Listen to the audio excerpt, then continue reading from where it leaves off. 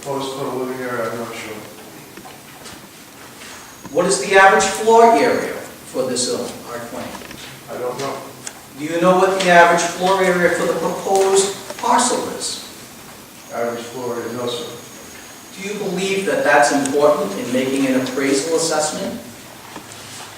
I didn't conduct an appraisal, but in this element, no, sir. That which I reviewed, I considered essential, and that which I did not consider essential, I did not review. And floor area ratios, I don't consider essential at this point.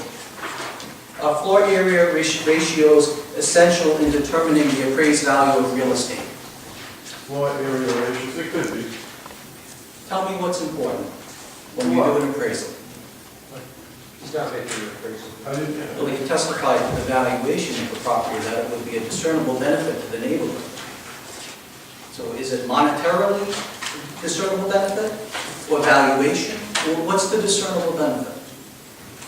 I don't understand the question. You said that there was a de minimis negative impact and the valuation would be improved by the construction of the structure. So I guess my opinion, my question is, what did you base that on? How did you formulate your opinion? Generally, anytime you improve a structure, it's going to have a favorable impact on surrounding properties. Who else is it also going to have a favorable impact on the owner? I believe that given the nature of this improvement, that the cost is going to far exceed any benefit. I don't think this is a situation where you would recoup anything, so I don't think it's a financial benefit. I think it's probably putting money into a project that you'll never recoup.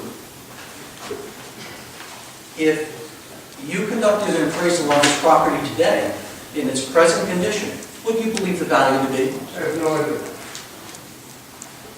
But you believe that it will be an improvement to the surrounding area to complete the structure? That's what you're testifying to? I believe that if you were to conduct this application, if it were approved, and you were to build this out as proposed, that it would enhance the neighborhood. Yes, sir. No further questions. Thank you.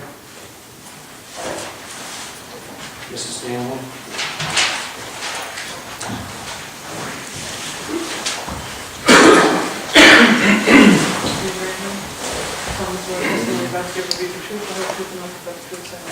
I do. State your name, please.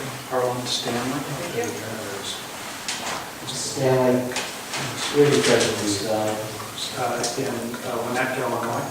and how long have you owned this property? 5 years, I believe. And what brought you to buy this property in Jamestown? We've been coming to Jamestown for my wife is here, Margaret, and she may step in periodically to help me out as she often does. We've been coming to Jamestown for a while. Our intent is to retire here in Jamestown, and we bought the house with that intent. And was it family that brought you here? Family brought us here. My wife's family has been in Jamestown since the 1920s, I believe. 21. Yes. And have you discussed with Mr. Bergen the cost associated with this renovation, if it's constructed as it's been presented to this board? We've talked about the cost. And I'm not holding to any precise figures, but what is the range of figures that you? I think the last time we talked was a while ago, it was, I think $300,000 to $400,000, is that right? Excuse me, $300,000 to $400,000. Okay. And presently, you are renting this unit? Yes. Okay. And there's been some inquiry by Mr. Levesque regarding the off-street parking. Is there presently an off-street parking place in place for the rental unit? You can park along the side of the building to the south. Does this site plan reflect the existing parking place across the street? Yeah. So there's no curb cuts there? No, it's there. Okay. And that tenant is not using the existing garage. No, no. And tell the board why you're willing to put $30,000 to $400,000 into this renovation. We have 3 children, and our intent is that there will be a place where our children can come and visit us, and we can convene as a family. This would be overflow for us, and it's one of the reasons why we bought the property. The existing condition is, I would say, less than desirable, and our intent is to try to improve it. What we tried to do in our directions to Mr. Bergen were to build something that was in scale and consistent with the house itself and the neighborhood. And, but again, the intent is to have that be overflow for us. And, you know, if our kids have children and they're there, we may want to be the overflow as opposed to in the house itself. So it gives us flexibility. And can you ever envision this property as constructed and capable of supporting more than a couple? No, you mean this one? No. It's very small.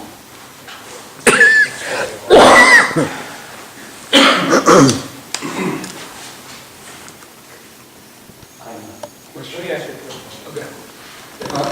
You're not adding a bedroom. I fail to see the hardship here. You still have 1 bedroom in there. There's 1 bedroom there now with this, it's on the Coronado side. Right.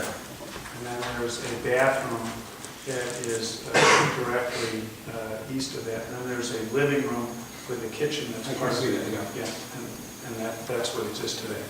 And it's basically a reconfiguration to make the space more efficient for, 2 people if they were to be there.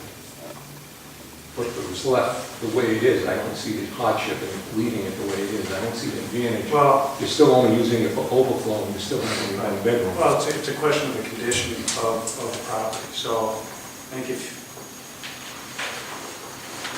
clearly it's habitable because we're renting the space, but we think it can be better, and I think that you always try to upgrade, and it'd be nice to have something that was a better living space for us and for our family. That's the intent. Would you describe the existing space as marginal living space?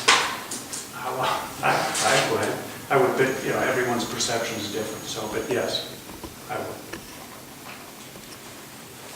Didn't you finish? Yeah, I'm still trying to get a hardship in my mind. The hardship is just the expansion of the living space there. Well, the intent is to make it more habitable and a better living space. And obviously, there's some expansion to make it more efficient from a living standpoint. So you're not, clearly it's close quarters, but we're trying to expand that slightly and make it more efficient, more livable, quite But frankly. those are nice things to have, but they're not necessary. If you know what I'm trying to say. Yeah, I mean, that's You could live it the way it is, and it wouldn't cause a hardship. Well, clearly that's qualitative, but I understand your point. I'm going to try to clear up this issue of the habitable space. On the plan, it refers to the existing habitable area is 460 square feet, and the proposed habitable area is 780 square feet. When I'm looking at the plan, it looks like the only addition to living to the, looking at the plan, it would appear that the only addition to the building is one section which is 12 by 19 and a half. Is that using 2 floors or is that only 1 level? I thought the testimony was that the building's on 1 level. It is on one level. The technical aspects of the square footage, I'd have to leave to Mr. Bergen, but. Okay, well, he can ask me. Okay. What was your question? Well, That's 216 square feet, that little